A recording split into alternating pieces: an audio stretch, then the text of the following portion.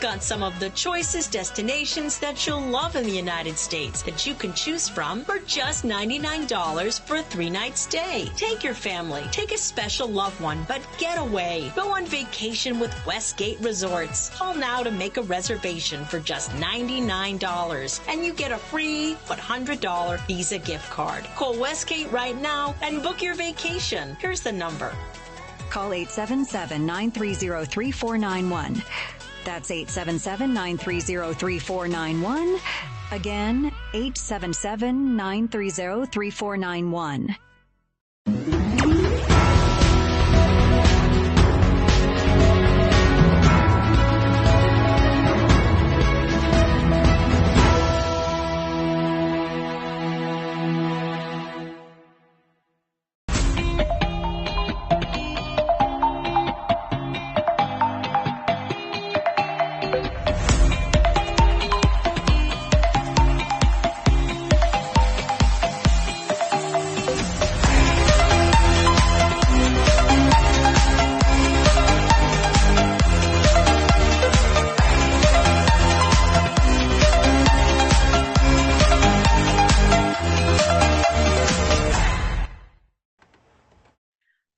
Welcome to Balancing Acts, where we will delve into the art and science of growing and managing a profitable business.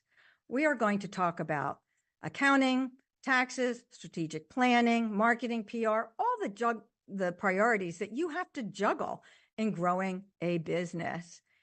I'm Linda Hamilton, your host, a CPA, a certified exit planner, and the founder of Grow Profit Scale.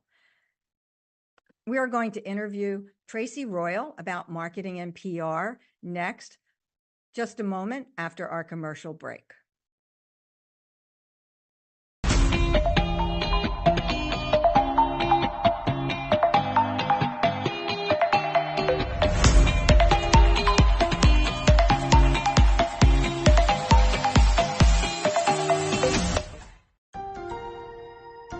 If you're on supplemental oxygen, heavy and awkward tanks can be a burden. Now, you can leave home and leave the tanks behind with Inogen, portable oxygen therapy that moves with you. With my Inogen, now I'm able to do the things that I've always loved. I just press the button here, and there's my oxygen. Inogen systems are so small and light, you're free to leave the house without the hassles of an oxygen tank. I could play golf again. I could go grocery shopping. I'm free again. With the Inogen, I can handle my own oxygen. I can carry my own oxygen. I go anywhere with this. Look how small it is. And right now, you can try an Inogen portable oxygen system for 30 days risk-free. Call us right now. If you qualify, we'll send you an Inogen system to use for 30 days risk-free. Your insurance may even cover your new Inogen system. If you're on oxygen, you need to be using an Inogen. Call 800-367-1753. That's 800-367-1753.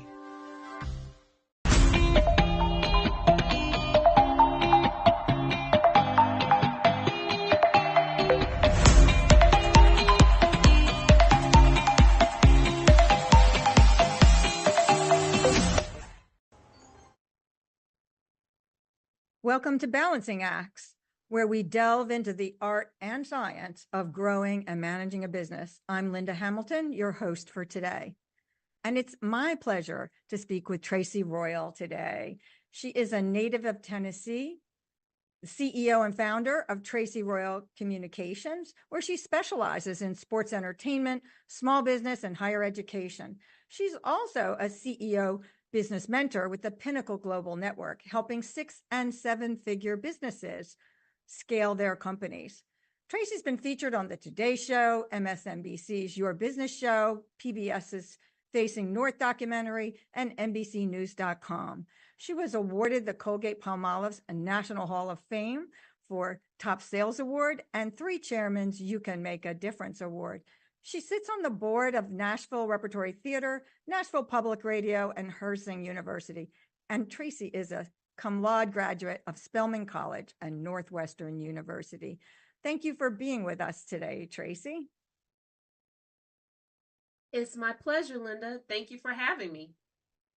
And today we're going to talk about when you know your hobby or your side hustle is business ready.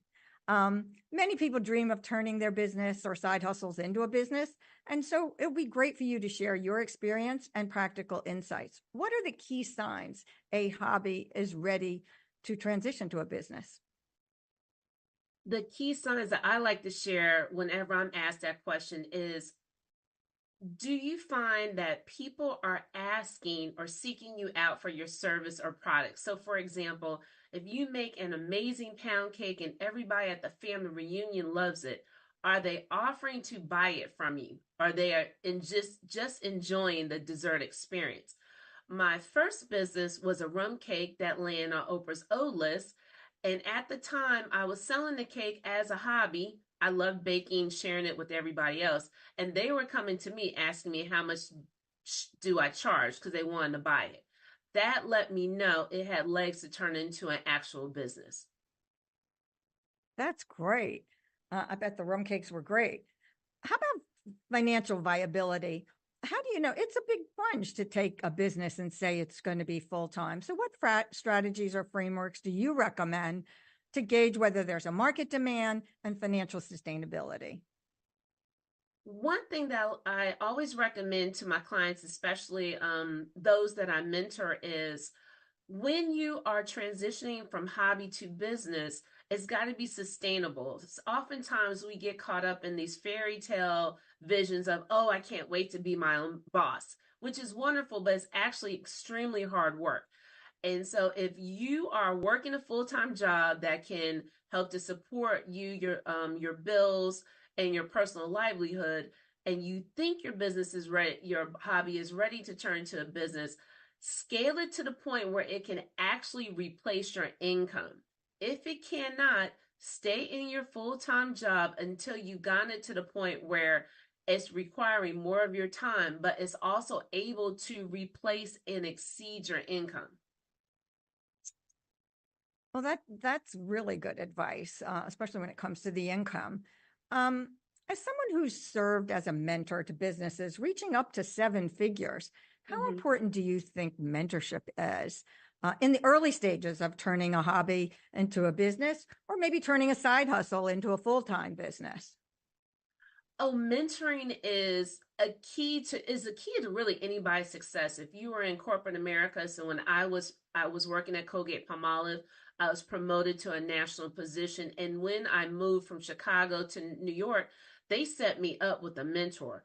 A mentor can help you. You can go to SBA or SCORE and talk to people who have worked and excelled in the industry. Either you are entering or you're interested in entering, and talk to them about their experiences, about what lessons they've learned and what they would recommend you not do.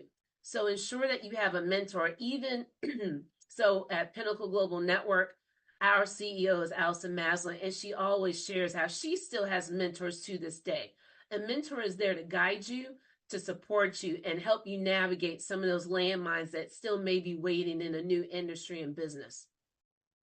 Exactly. And I agree. Everybody needs a mentor, an accountability partner, because otherwise we're just sitting in our own silo. And I've always had a mentor in my business as well. Can you share any examples of how having a mentor significantly impacted maybe the trajectory or growth of a business? Yes.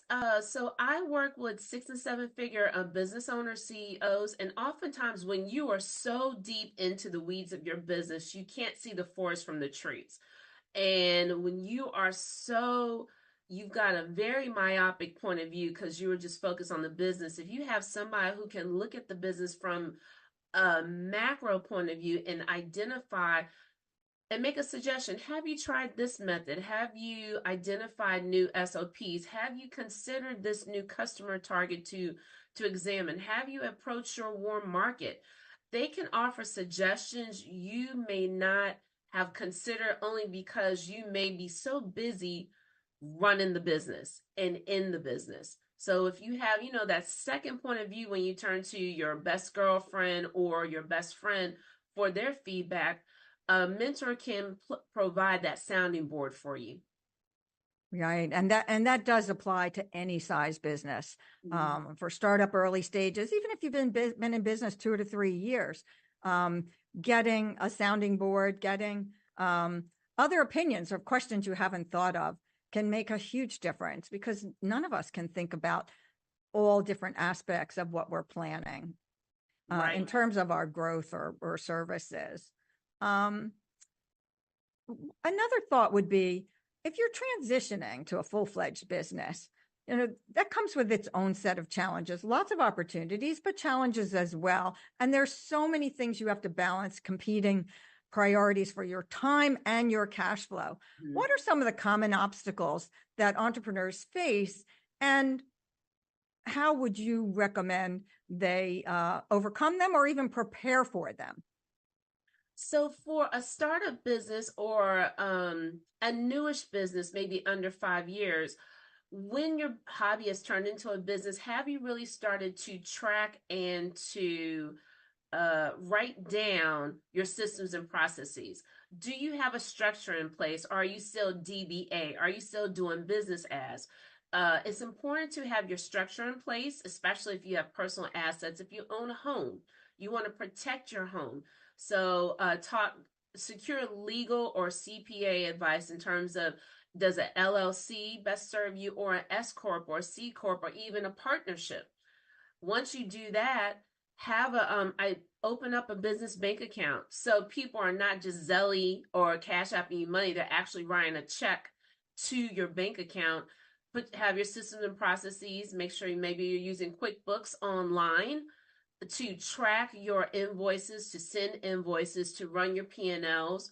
When you are scaling or your business is growing, there may be some growing pains. So for example, if you are the business and you're growing quickly, it's time to start considering having a team, training people to do what you do. You can only travel to so many workshops, conduct so many trainings by yourself. But if you create some mini-me's in a team that's trained in the methodology that you use, you can double, triple, maybe quadruple your revenues just by having a team in place. And make sure you bring on experts, even consult HR experts, how to manage your team, legal experts. You need to have some contracts in place. If you're selling services, are you executing a retainer? Do you have a contract? And another thing that I actually learned from the public relations company I worked for in New York, are you having your clients sign the contract?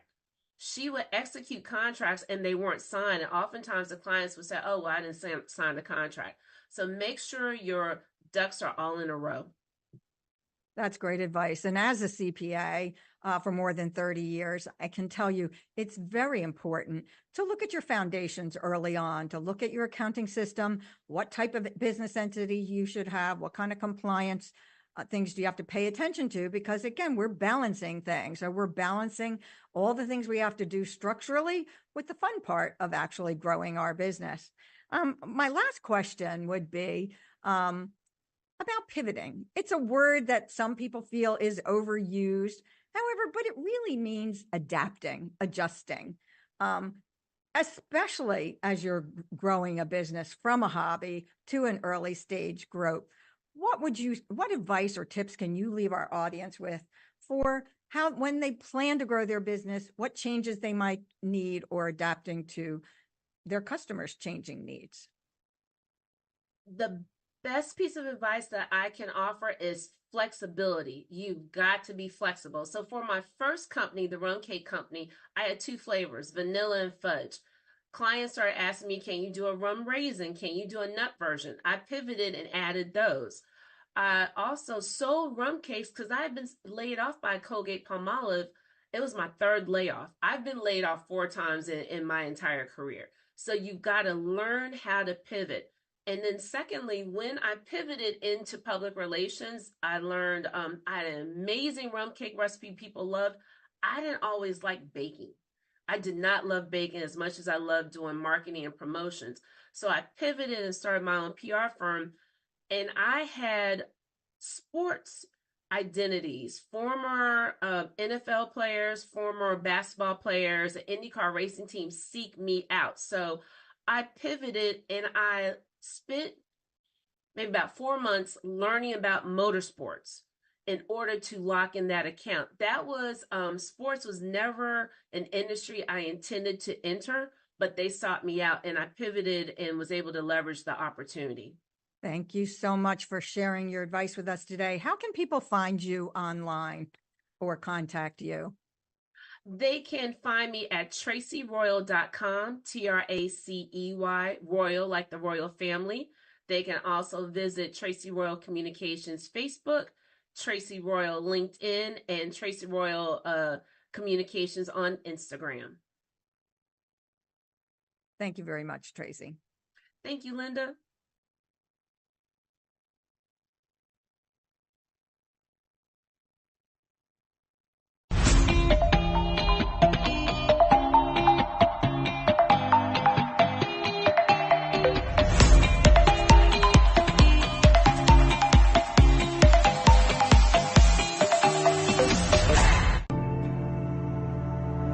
Los acuerdos principales que se realizaron en el TEMEC implica que se tienen que dar nuevas áreas de inspecciones de distintos tipos y mejoramiento en los procesos que actualmente se están llevando. Este es un proyecto con un nuevo puente internacional que tiene la versatilidad de ser un puente de prototipo en el que se van a estar instalando nuevas tecnologías para las inspecciones, para hacer pruebas de manera conjunta entre el CBP en los Estados Unidos y el Sistema de Aduanas de México. Esto es en cumplimiento a los acuerdos del Tratado de Libre Comercio que existe ahora, el USMCA. Es una necesidad que existe como tal entre México y Estados Unidos y es por eso que somos el puente más innovador, porque vamos a estar constantemente presentando nuevas tecnologías de manera conjunta con ambas autoridades. Taking a trip in the next 12 months? Airlines are under tremendous pressure and they're practically giving away their unsold seats. Like every crisis, this one will end too. But right now is the best time to take advantage of giveaway ticket prices on their unsold seats. We're not allowed to publish these low fares online. The only way to get these rock bottom giveaway prices is to call. So phone low-cost airlines now for airline ticket prices you may never see again.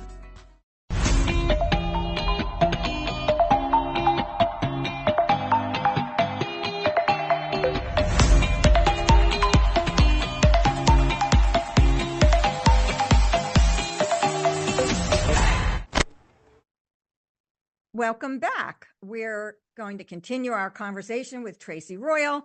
And right now we want to talk about the difference between marketing and PR and how to find some free PR for your small business.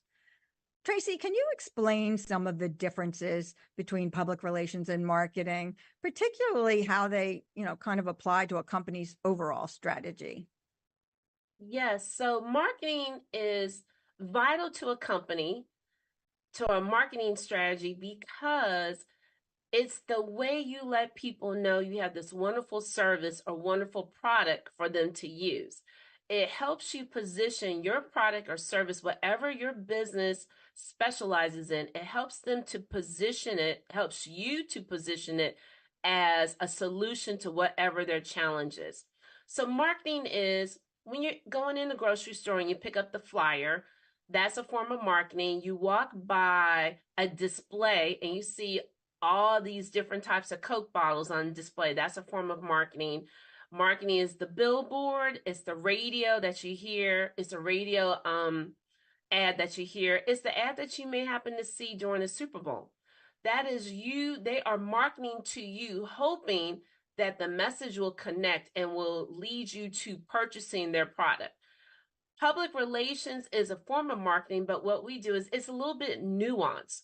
We use editorial journalists and writers to feature and mention our products and services on the news, in a radio PSA. So it's a public service announcement in the newspaper, in a magazine article, because that's editorial. Oftentimes when this comes through an editorial channel, it's perceived as being a little bit more dependable, a little bit more believable because somebody else is sharing it. with them. So those are the differences. Marketing, when somebody's selling you something during the Super Bowl, all those ads. Public relations is delivered as a form of news. Now, a way you can also leverage public relations is at a community event. You go to a conference and you see some tables with a sign in the background. They're giving out samples. Sampling is a form of public relations because we're giving you a taste, hoping that it will create an experience where you will immediately buy or buy later on. It's also what we call creating brand awareness. You'll see our logo, you'll see our name, and you'll see us at work in the booth. And that allows you to experience the brand and anticipate what you will receive from that business or from that company. Thank you. So what would you say are the most effective strategies for securing free PR in today's media landscape? I mean, you talked about, news stations and television, magazines. It's not always easy to get your name out there. Maybe do you have to hire an expensive PR consultant to help you with that? So the marketing strategy is contingent on who your customer is. If you sell a product, so for rum cakes, I sold that to adults who were of drinking age, and they also had a sweet tooth. I knew who my customer was, and it was easier to find them around the holidays. Not only did they buy it for their holiday table, they bought it as gifts. So ask yourself question number one, who is my customer?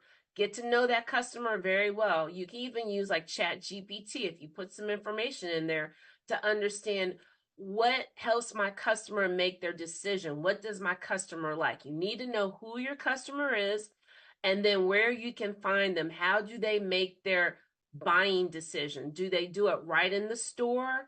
Are they on LinkedIn a lot? So if you have a business executive who is your customer, you want to use LinkedIn. If you are targeting millennials, you want to use Instagram or platforms like TikTok that really target the younger consumer. Understand what resonates with them, what is really important to them. And then you can start to promote your services using social media. Now, another thing is if you're in a local, smaller market, read the newspaper. Figure out which reporters write about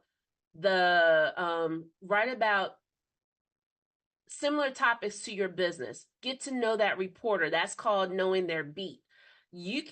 It'll take you a moment, but if you go on that website, the newspaper website, or even the news station, find their email information. And you can even send them a little pitch like, hey, I read this article. It said that you were interested in women business owners. I sell a product that helps women business owners X, Y, and Z. You can send your information directly to them. Oh, so that's very interesting. And you talked a little bit about social media there, or going to events and reading the newspapers, but social media is so prevalent. There's LinkedIn, there's Facebook, Instagram, TikTok. How does social media kind of influence PR in general? How has it changed strategies, particularly for small businesses, as to whether or not they can take advantage of those? Because when you're on social media, it's not a third party comment, right, from PR. You're talking directly to your target market. Yes. Well, there's two strategies. So one, social media specifically, you will want to, if you have a piece of luggage, maybe it's a brand new innovation in a carry-on luggage, Instagram may be your best platform. So then you can post pictures of the item. You can show it, post a little video of it opening up, how it folds and moves easily. All the things that your travelers like myself, I travel pretty much every other week, how your heavy travelers are always looking for innovation in that type of industry. You can use that. Also, you want to identify some other groups, pages, or companies that they follow, and you start to follow them. So you can, because oftentimes when you follow a Instagram channel or account, they may follow you back once they identify what you have in common. Another thing, so know which platforms attract your customers. If it's an older demographic, you want to look at Facebook. If it's a younger demographic, Instagram and TikTok. If it's a business executive, you want to go to LinkedIn. But one of your best vehicles is your email list. Are you building out your email list? Because as often as you are opening emails, you may give it a 3-second scan. Your targets and your customers are doing the same thing. So make sure that not only are you building the email list, you're actually using it and you're able to separate it. So you know if this group likes blue luggage, this group likes pink luggage, this group likes smaller luggage, you can start to specify and put them in different buckets. Yes, and another reason the email list is so important is social media channels. We all know they can change their algorithms, right? And therefore, your email list is your own. And that's building, one, you have control over it, and two, it's building the value of your business as you grow it as well. How about are there any common misperceptions about PR? Of knowing whether it benefits, any myths in particular, such as handling negative publicity. You know, sometimes you hear them say, you know, no publicity. All publicity is good. No publicity is bad publicity. What do you think about that? It really depends upon, one, your business, but two, also integrity. So some people may say that no bad publicity is good, or there's no bad publicity. And oftentimes that may be like in the celebrity world and other worlds where they always just want to make sure they're getting the message out. In terms of for my PR team and the public relations that we do, we're very honest, and all of the reporters that we work with know that we tell them the truth and we stand by the truth. So public relations can be very powerful in terms of trying to change the public perception of somebody. If you feel as though you've got some bad publicity out there was a bad video, or you just don't have the right reputation, you can use public relations by sponsoring a scholarship, getting involved in a back to school event, kind of even possibly staging participation in some really good feel-good community events to start to change how the public sees you. So instead of being a slumlord or somebody who is not very active in the community, all of a sudden you may become the community king. And it's really just by participating in select events with a goal. My goal is to increase the brand awareness. My goal is to change the public perception of a key principle in my company, or just for people to get to know my face. They hear my name, but they've never really met me in person. Thank you so much for sharing your insights. How can people find you online or to contact you if they'd like more information? Oh, I would love to connect with you all. So please follow me on Instagram, Tracy Royal Communications. You can follow me on Facebook, LinkedIn, same moniker, Tracy Royal Communications, or visit my website and drop me a line. Tracy Royal, Tracey, Royal as in the royal family.com. That's great. And I want everyone to know, Tracy talked a lot about who is your target market? How important is that in your PR strategies and your marketing strategies, even in the foundations for your business? So thank you, Tracy, for sharing that. And we'll be right back after a short commercial message.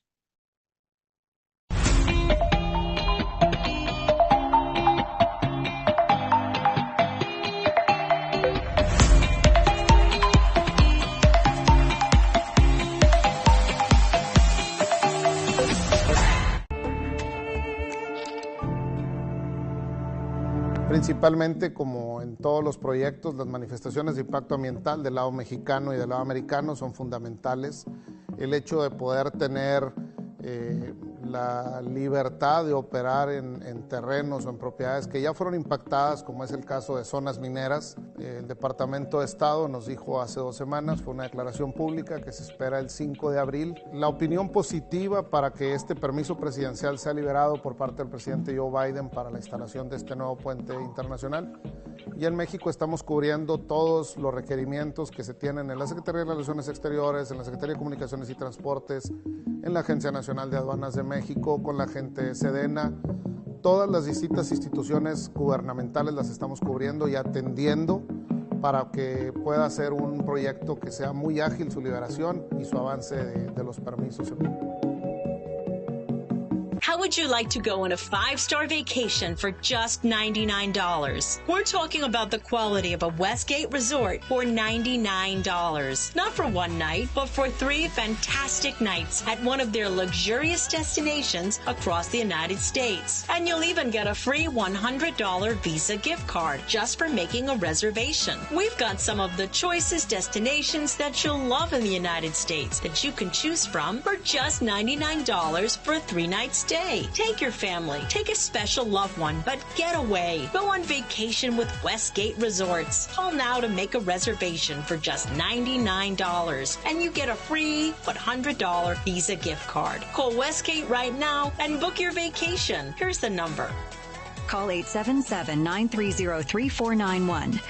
That's 877-930-3491. Again, 877-930-3491.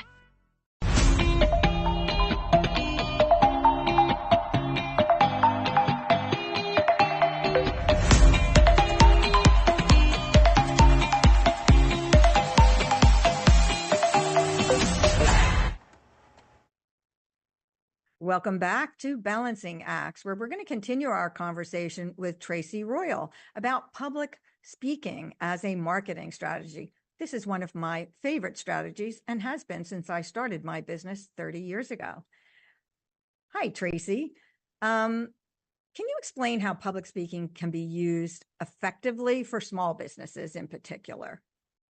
I absolutely love public speaking. And if you like to teach, or if you just love to share information, this is a great platform because public speaking allows you to position yourself as an expert in your industry, in your field. So whatever you're selling, your service or your product, being able to get in front of the right audiences allows them to immediately see you as an expert. And so it's very important for small businesses to invest their efforts wisely, that balancing for their time, their money. How do they identify the right opportunities for speaking?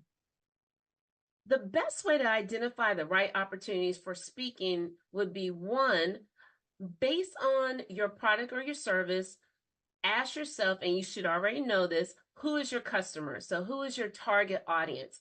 And you should know that in terms of it's women, a certain age span, they live in the South, if it's moms, if it's business owners, whoever that target market is, there's an association that they belong to. There is a conference that they attend.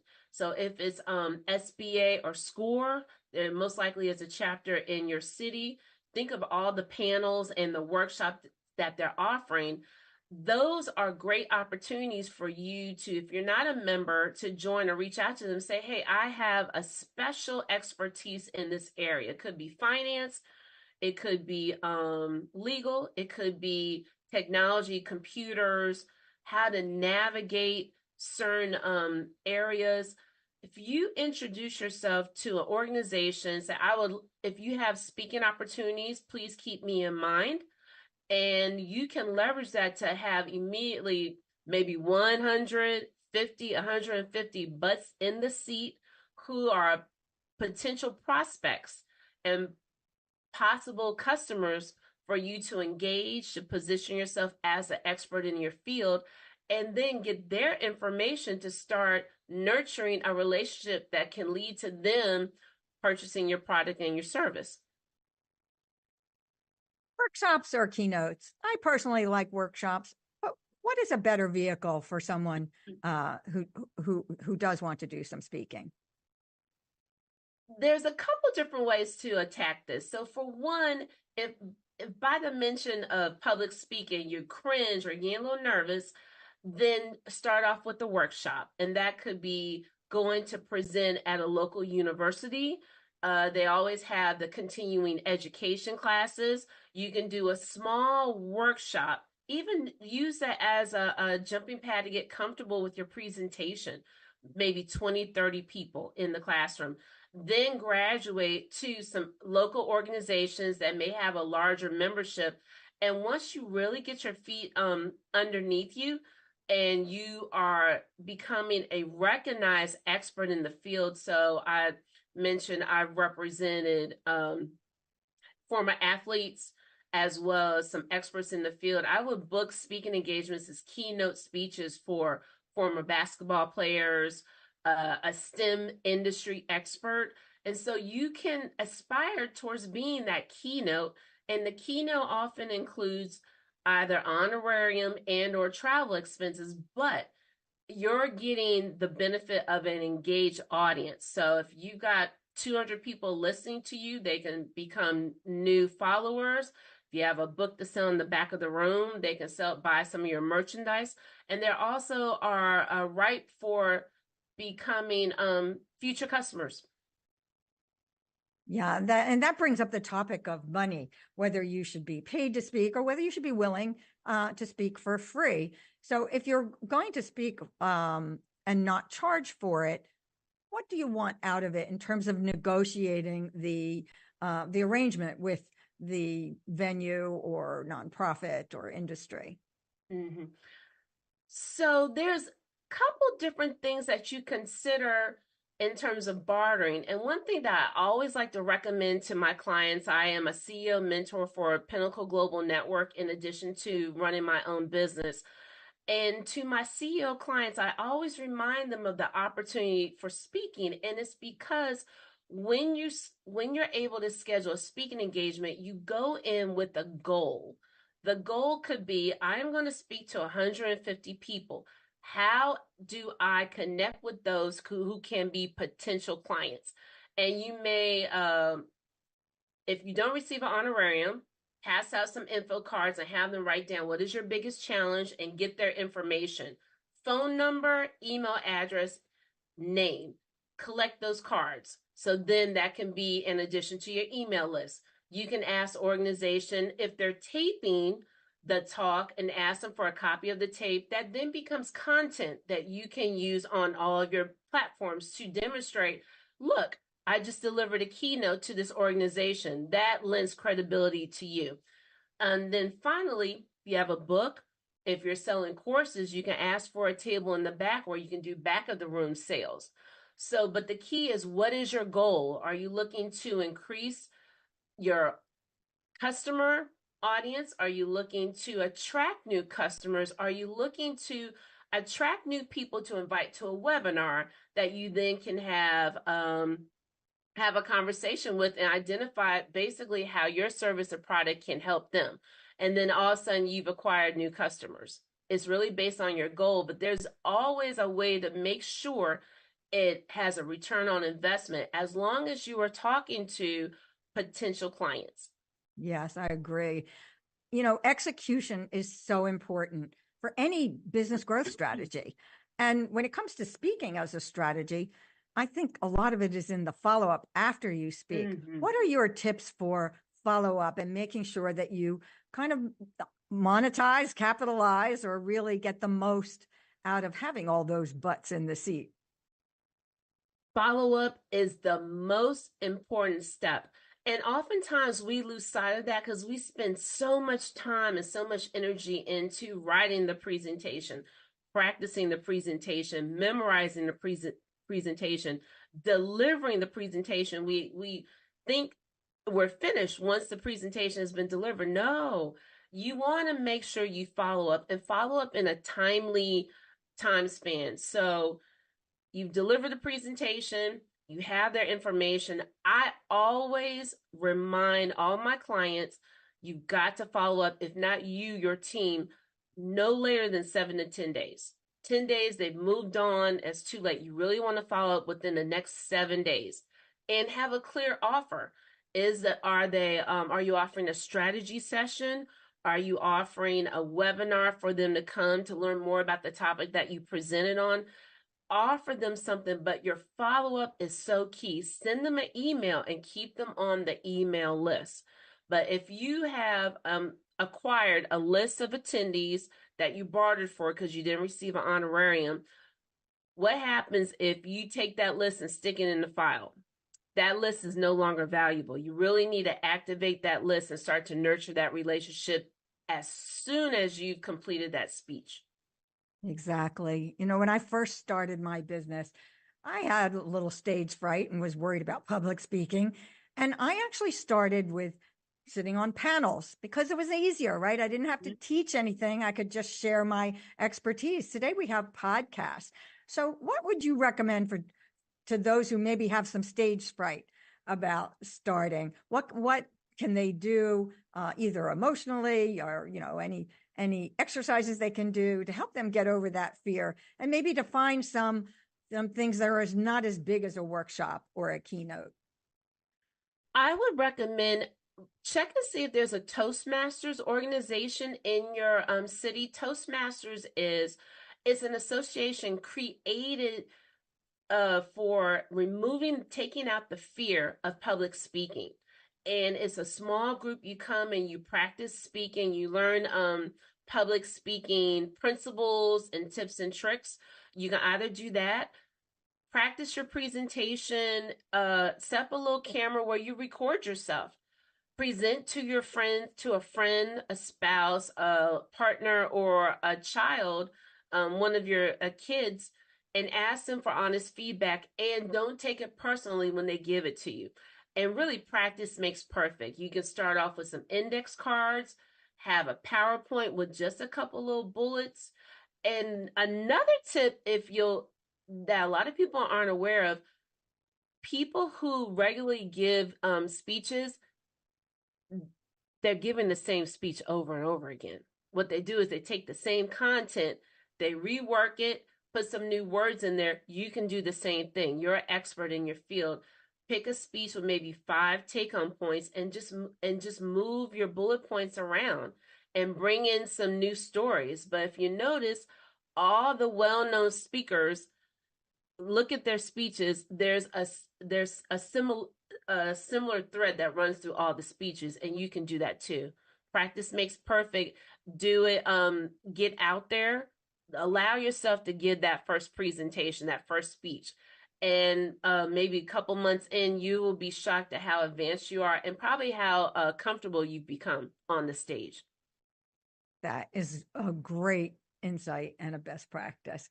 I would say to our audience, I hope you learned quite a bit about public speaking as a strategy, which really can be a very low-cost strategy and one of the best ways for your audience, your target market, to know, like, and trust you, as opposed to just sending an email or being on social media.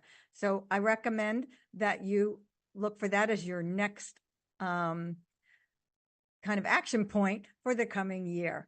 We'll be back in a moment after a commercial break and continue our conversation with Tracy Royal.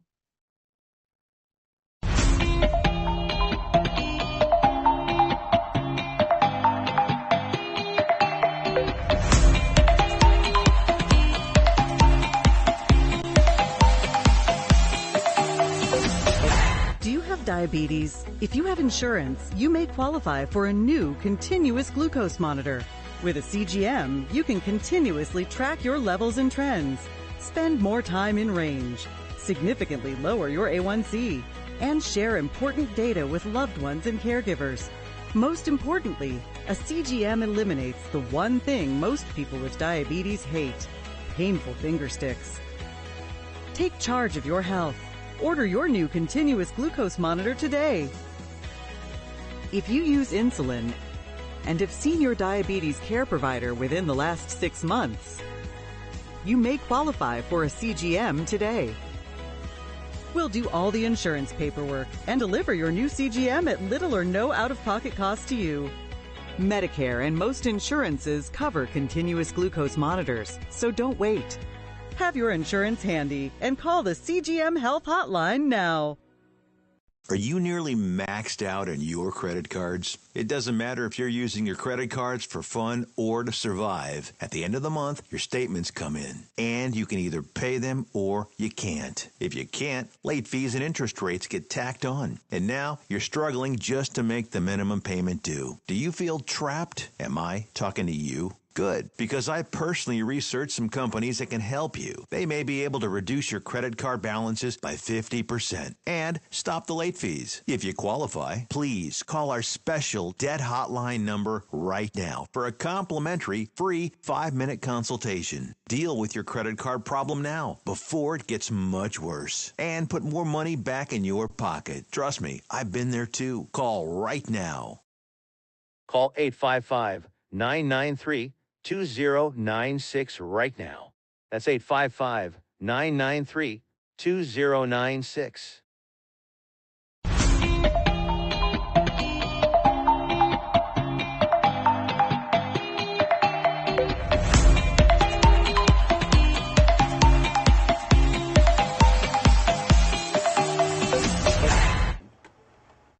Welcome back to Balancing Acts. We're going to continue our conversation with Tracy Royal and talk about launching a new product or service. She's going to share some valuable insights with us about launching and whether it's necessary to scale up your operations before you do so. Welcome back, Tracy.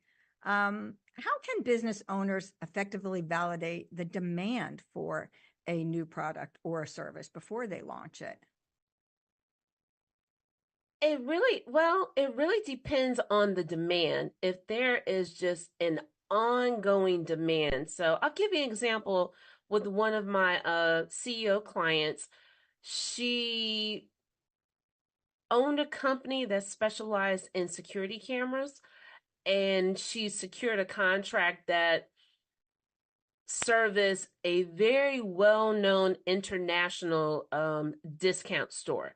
And so she went from servicing like local coffee shops to having to expand almost nationwide. That is where you've got to start getting your SOPs in process in terms of expanding your team, recruiting, hiring, training. So sometimes it'll lead you to where you need to immediately scale, or if you start to look at the indicators, and that's where it's important to watch your numbers, watch your volume, your revenue, look at your P&L, see what's going out and what's going in, especially with volume. And if you're starting to see a trend and it's a consistent trend, that will help you identify what areas you need to flag and prioritize in order to, so for example, if you got to expand your installation team, who are the people who are best, who work best in your industry? Who are the type of people you want to hire? What are the skills that they need to have? Where can you find these people? And what is the job description, and starting to recruit them? And once you have recruited and hired them, what's the training? They need training. You can't just drop them in the deep end and say, okay, go swim. You want to really be able to train them into your own correct process and methodology. That's great. Yeah, sink or swim. So what about some marketing tactics they can use to have a successful launch? Like, how can they differentiate this new product or service, sometimes in a very competitive market? One thing is going back to it's really important to understand who your customer is. What is your customer's buying habit? So, for example, when they buy your product, how long will they be out of the market before they come back and buy again? So I'll give you a prime example. I absolutely love fresh fruit. I buy my fresh fruit on a weekly basis from my local grocery store. And so I'm out of the marketplace for about 5 days until I go back and buy more fresh fruit. So what is their cycle, their purchasing cycle? Then keep an eye on your competition. Is there any type of cannibalization? You always want to see if there's a way to innovate. So, for example, when I worked at Colgate Palmolive, some of our retailers had their own private labels, and wouldn't you know it, within 6 to 8 weeks, all of a sudden the same scent that we had sold them popped up as one of their private label brands. So you need to be able to manage if there's cannibalization. So know your customer, what's their purchasing habits, what is their purchase cycle, and then identify two other customer targets, because you don't want to be dependent on that one customer.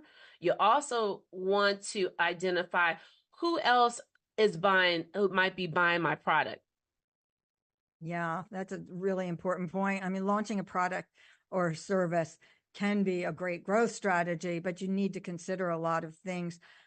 How can you incorporate customer feedback into the design of your new product? Even if you launch it, sometimes you might have to change and adapt a little bit to the market response. So how would you say is the best way to look at both the initial launch and continuous improvement?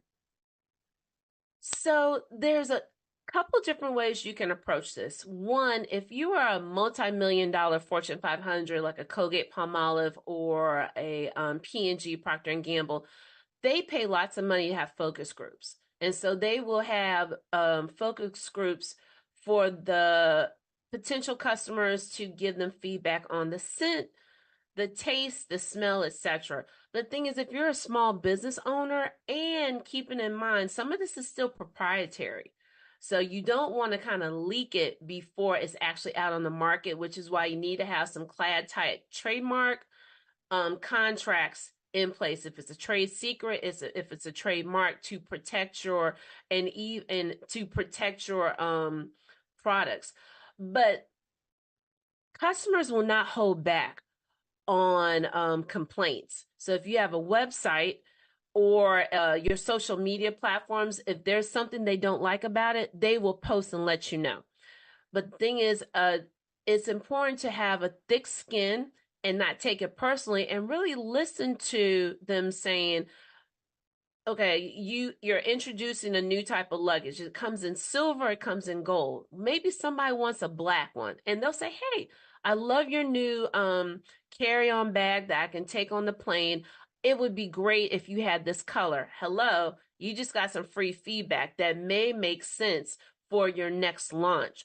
Or if they're saying it's a little heavier than I thought, maybe if you consider doing a balance of leather and some lightweight fabrics, just take into account, sometimes they're not complaining just for the sake of complaining. They're actually giving you some really good feedback. So for that second launch, you can be even more innovative and help to solve other challenges that our customers are sharing with us. Oh, that's great. And that gives me an idea. You know, we were talking about PR. When you get that kind of feedback, or if it is public, you can show how you respond to it, that you can actually show your community that you're listening and paying attention. So that can give you another opportunity to show people how you work with your customers, and that you care about their needs and wants, because it's all about the customer, isn't it? It is.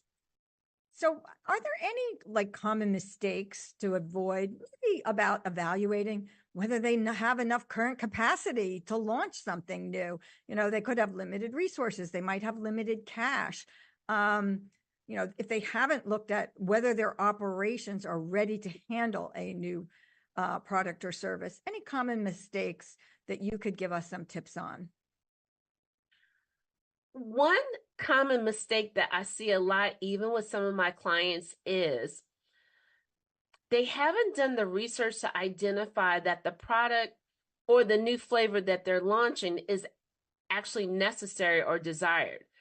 They may be launching a strawberry shortcake version of a cake because somebody on the leadership team loves strawberry shortcake, but it may not be something that can be sustained in the marketplace, or it's not something that the customer is looking for. The customer may want just a chocolate version or a caramel version or another flavor. So make sure you're doing it based on the research and the feedback that you're getting from your customer.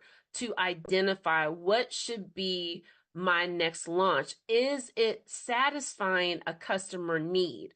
Don't do it just to gratify your own ego. And then the other thing is, as difficult as it may be, if you have a lot of products out there, so we call them SKUs, if you have too many SKUs, look at your numbers, look at your cost of goods, and look at your inventory. It may be time to scale back those SKUs, replace a SKU. If you have like 4 sizes of your chocolate, maybe pull one size back and reserve that size just for special occasion or holidays. But don't keep all the SKUs, because that then increases your inventory. It costs more to sell all those products. Get really laser focused on what are your most profitable products. And one last piece of advice, what is your competition doing? Make sure you know what is going on in the competitive environment. If there are 25 different chocolate versions out there, there may be an opportunity to introduce another flavor. So know what your competition is doing, from the size, from the variety, from where they sell it, to their pricing strategy, and even look at what type of marketing they're doing.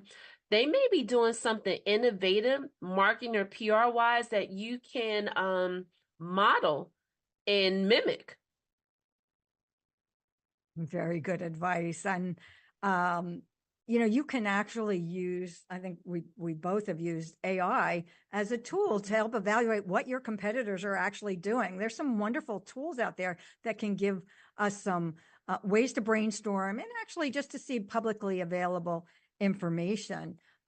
Would you recommend that in evaluating your new product launch? Oh, absolutely. And I'm glad you suggest that, Linda. You don't have to do all the work by yourself. There are some great tools. You can use Google and Google your competition to identify what they're doing. Take a look on their website, and absolutely use AI. I left a community event that I was volunteering at on Saturday to come home to spend 2 hours to take a chat GPT class. So it's important for business owners to stay curious. You always want to stay curious. You always want to stay learning. And even by using new technology that's available, using AI to give us those answers a lot faster than we can get them ourselves. Everything that you learn, you can apply to your business for your own business's success and for your business's growth. As a lifelong learner, I totally resonate with that advice. Thank you. I would like to just summarize how important it is to look at the profitability of your product launch. It's possible that you can't really track. You think you're making some profit on things, but maybe QuickBooks or Xero isn't quite set up to track that. So you want to take some time to analyze your launch. And you talked quite a bit about deciding what to launch, whether there was a market for it, and even in pricing. So thank you so much for sharing that with us. Where can people find you if they'd like to reach out to you?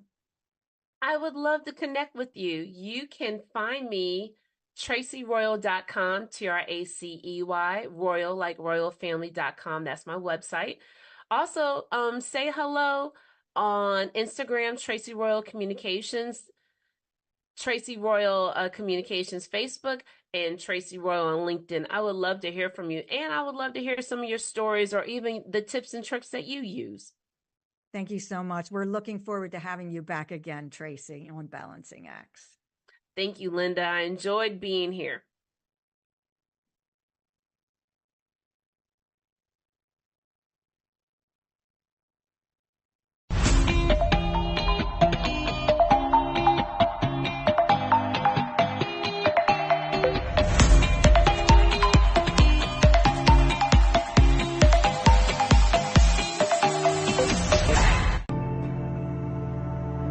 Los acuerdos principales que se realizaron en el TEMEC implica que se tienen que dar nuevas áreas de inspecciones de distintos tipos y mejoramiento en los procesos que actualmente se están llevando. Este es un proyecto con un nuevo puente internacional que tiene la versatilidad de ser un puente de prototipo en el que se van a estar instalando nuevas tecnologías para las inspecciones, para hacer pruebas de manera conjunta entre el CBP en los Estados Unidos y el Sistema de Aduanas de México. Esto es en cumplimiento a los acuerdos del Tratado de Libre Comercio que existe ahora, el USMCA. Es una necesidad que existe como tal entre México y Estados Unidos y es por eso que somos el puente más innovador, porque vamos a estar constantemente presentando nuevas tecnologías de manera conjunta con ambas autoridades. Thank you for staying with us. We hope you gained some great takeaways, insights, tips that you can apply to your own business about marketing, maybe public speaking you're going to give a shot at. How about launching a new product or service? That's one way to grow a business. But whatever it is, we hope that you learned something from our show today. And join us, don't forget to join us next week for the new show and more strategies for growing your business. This has been a NowMedia Networks feature presentation.